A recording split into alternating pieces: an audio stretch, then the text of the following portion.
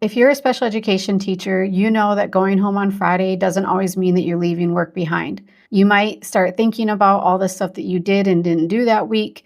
What do you have to do on Monday? You start worrying about if you forgot a deadline and you're trying to juggle everything all at once.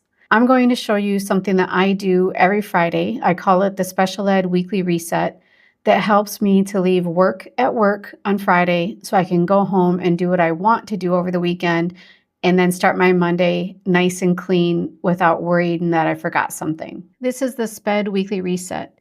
And as you can see, it's about 20 minutes. Sometimes it doesn't even take that long. I do it every Friday, and it helps me to close the week's loops on purpose. And I want to talk about what I mean by that. There are these things called open loops that will stick in your head and circle around and round and round and round and round and take all of your energy. And when you have things that you're trying to remember or you're nervous about or you're worried about, they become these open loops. And so in order to close those, you need to actually take steps to shut it down so you can put it aside and then go about your life. This is one of the ways that I do this. You might have heard of something called a brain dump, where you just put down everything that's in your head. And this is somewhat similar, but it's a little more structured. It's pretty simple. You start off with the week. I save these, so I like to do a different one every single week. It helps me if I need to go back and remember something. So whatever the week is, you put that in, and then the day that you completed it. The first thing I'll do is I'll check my deadlines. I have a caseload command spreadsheet that I can look at very quickly and see what deadlines are coming up. So I will check that. And then I also check my calendar because I put the deadlines from the spreadsheet into my calendar. And I like to check both places to make sure that I'm not missing something.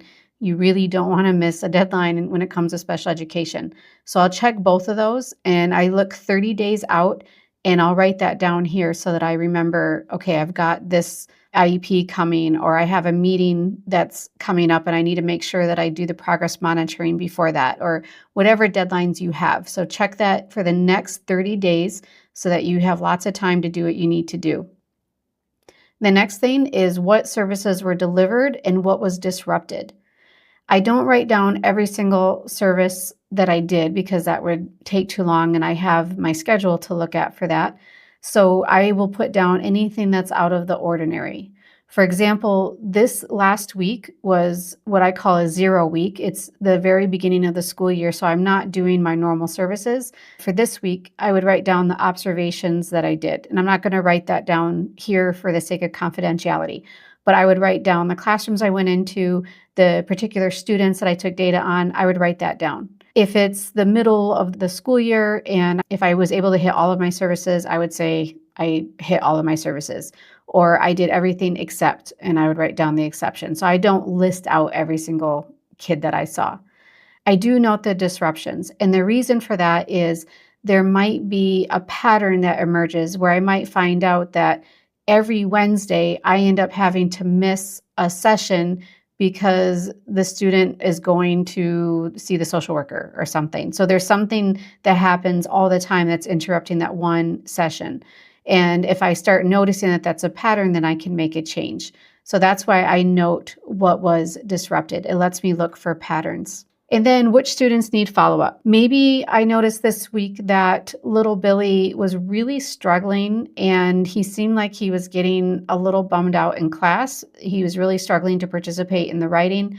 I might make a note of that I want to follow up with him and just see how he's doing. Or maybe I noticed that a student did really well. I heard from the teacher at the end of the day that he totally aced his spelling test. I want to make sure I follow up and give him a congratulations and emphasize the hard work that he did to get there. Or if there's parents, sometimes something comes up and I'll think, oh yeah, I have to make sure I talk to this parent on Monday about whatever. I'll write that down. The follow-up can be positive things as well as the concerns that you need to follow up on, but I'll just make a list of that here. And then the last thing I look at is what data is due and what got missed. I will check over my progress monitoring to see what do I have coming this week that I need to make sure I do, or if there's an evaluation that I need to check on or something that I need to read, I'll write that down. And if I miss something, maybe I plan to do a math skills progress monitoring and the student was absent and I wasn't able to get it done the next day, I will make a note of this so I remember, okay, I've got to do that ASAP next week so that I don't get out of sync on the cycle. And that's it. I answer these 4 questions and that closes the loops for me. Anything that I need to remember is on here. And then I can leave and put school out of my head. And then on Monday, when I get back, I will start my day by looking at this. So I'll double check, okay, what exactly do I have? And then that kind of sets my next steps for Monday and for the week. About 20 minutes, sometimes less, and it really does make a difference on how much you're carrying in your head and how much extra invisible work that you have to do. That's the Special Ed Weekly Reset. Make sure you like and subscribe so you don't miss any videos. I have lots more coming for you. I'm going to do more systems videos, and then I also have some things on tap for classroom management, instruction, getting started for the school year, and all kinds of other goodies.